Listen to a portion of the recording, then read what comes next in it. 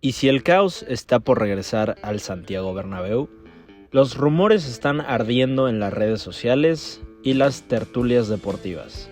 El nombre de José Mourinho vuelve a sonar con fuerza para sentarse en el banquillo del Real Madrid.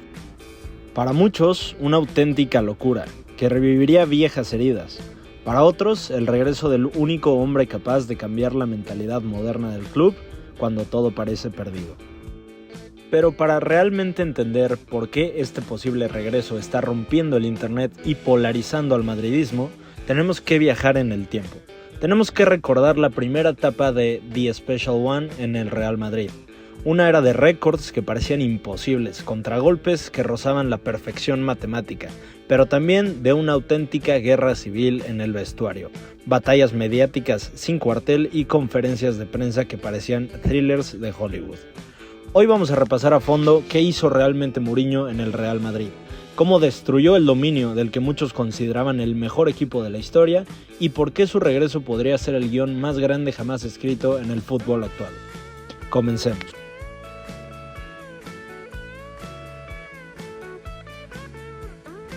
Viajaremos al año 2010. El Real Madrid estaba sumido en una crisis de identidad europea institucional absoluta. Llevaban 6 años consecutivos, 6 temporadas seguidas, quedando eliminados en los octavos de final de la Champions League ante equipos como el Lyon, el Liverpool o el Arsenal. El Bernabéu parecía haber perdido su mística, y para el colmo, en la acera de enfrente el Barcelona de Pep Guardiola lo ganaba absolutamente todo con un fútbol de posesión que parecía invencible y que maravillaba al mundo entero. Florentino Pérez sabía que los galácticos así como así ya no bastaban.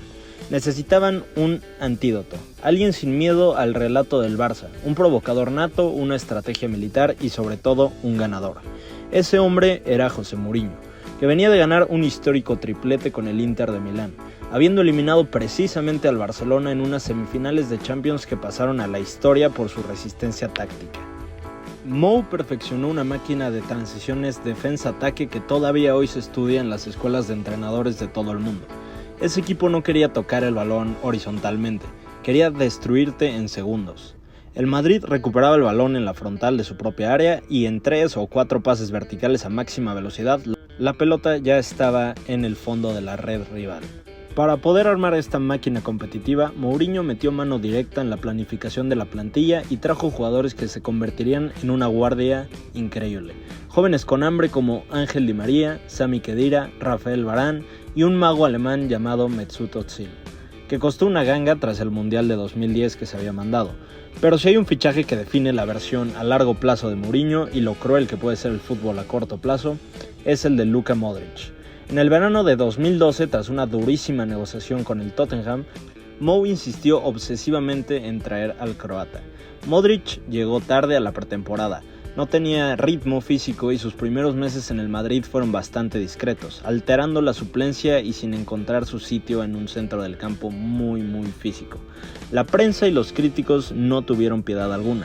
A finales de ese año, una famosa encuesta del diario Marca votó a Luka Modric como el peor fichaje de la temporada en la liga.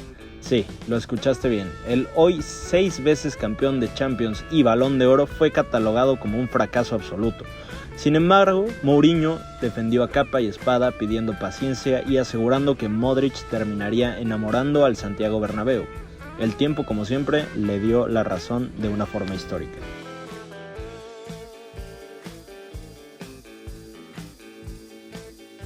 El inicio en Madrid de Mou, sin embargo, fue una pesadilla. Aquel fatídico 5-0 en el Camp Nou en noviembre de 2010 parecía enterrar el proyecto de Mou antes de empezar, y desató las burlas de todo el planeta de fútbol. Pero ahí es donde se vio la verdadera naturaleza del portugués. En lugar de hundirse y pedir disculpas, Mourinho utilizó esa humillación pública como combustible. Inyectó una mentalidad de trinchera y guerra en su plantilla, convenció a sus jugadores de que el Barcelona no eran dioses intocables, sino rivales de carne y hueso a los que se le podía vencer si se jugaba al límite del reglamento, con una intensidad física asfixiante y un orgullo desmedido.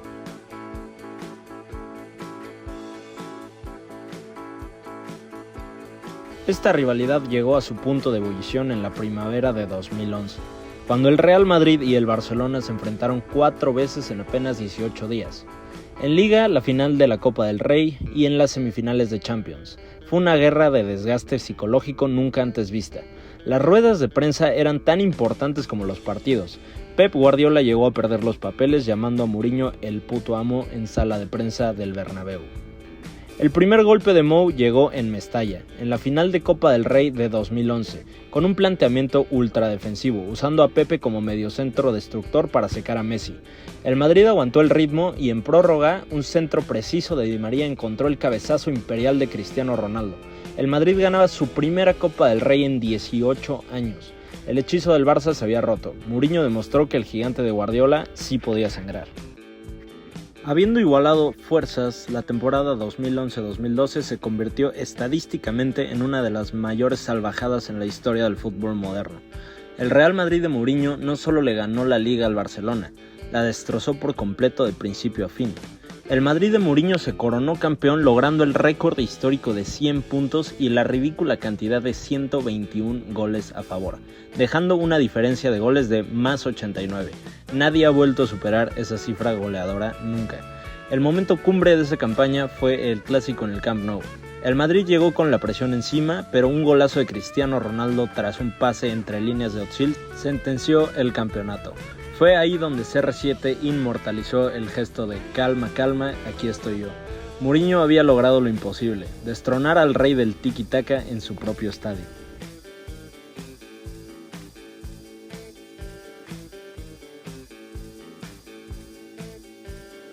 Pero, en el Real Madrid la exigencia nunca se detiene. Y no todo fueron flores, la gran obsesión de Mourinho, de Florentino Pérez y de todo el madridismo era la Champions League. La 10ª Copa de Europa se había convertido en una maldición. Hay que darle un mérito enorme al técnico portugués, él le devolvió al Real Madrid al mapa de la élite europea. Pasaron de dar pena y caer en octavos ante equipos menores durante 6 temporadas a encadenar 3 semifinales consecutivas de Champions. El problema es que cada una de ellas se sintieron como auténticas tragedias. En 2011, la polémica expulsión de Pepe en el Bernabéu tras una acción con Dani Alves desató el colapso y las famosas conferencias de prensa del ¿por qué? De Mourinho. Que es ¿por qué? ¿Por qué? ¿Por qué Ovrebo? ¿Por qué? Haciendo referencia a que había favores arbitrales al Barça. En 2012 llegó la noche más dolorosa. La moneda al aire de los penaltis en las semifinales contra el Bayern de Múnich. Nos dejó la desgarradora imagen de un Mourinho de rodillas en el césped del Bernabéu, rezando y viendo cómo especialistas como Sergio Ramos, Kaká y el propio Cristiano Ronaldo fallaban sus tiros. Y finalmente, en 2013, los 4 goles de un joven Robert Lewandowski con el Borussia Dortmund sepultaron definitivamente el sueño europeo de esta generación. Mourinho devolvió la grandeza competitiva y el estatus de gigante al Real Madrid, pero se marchó con la espina clavada en el corazón de no haber podido levantar esa orejona. El estilo de gestión de José Mourinho es de un desgaste psicológico brutal. Es un entrenador que exige una lealtad militar, un enfoque de nosotros contra el resto del mundo, y en su tercera temporada, la 2012-2013, la cuerda se rompió por completo.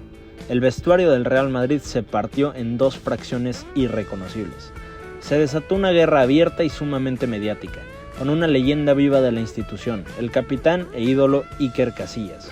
Mourinho consideraba que Casillas filtraba cosas a la prensa y que su relación amistosa con jugadores del Barça como Xavi Hernández debilitaba la mentalidad de guerra del equipo. Mou tomó la drástica decisión de sentarlo en el banquillo para poner a Diego López, lo que dividió por completo a la afición madridista en las gradas entre mouriñistas y casillistas. Las ruedas de prensa se convirtieron en campos de batalla diarios contra los periodistas españoles. Para colmo, las tensiones llegaron incluso a desgastar su relación con los pesos pesados portugueses e internacionales, incluyendo a Sergio Ramos y al mismísimo Cristiano Ronaldo, quien llegó a admitir que no compartía las formas defensivas de su compatriota en ciertos Mourinho partidos. Se marchó en el verano de 2013, dejando a un club que volvía a saber cómo competir y ganar a los mejores, pero que estaba completamente exhausto en el ámbito psicológico. Carlo Ancelotti llegó justo después para calmar las aguas y curiosamente utilizando la tremenda base táctica, física y competitiva que dejó construida Mourinho. El Madrid terminó levantando la ansiada décima solo un año después, en 2014. El portugués sembró el árbol, aunque otros recogieron los frutos.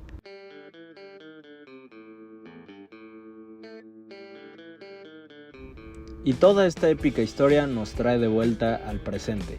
¿Por qué hoy se habla con tanta fuerza de su regreso? Porque el Real Madrid es un club con memoria y siempre guarda un respeto profundo y místico por los hombres que cambiaron el rumbo de su historia cuando caminaba por el desierto.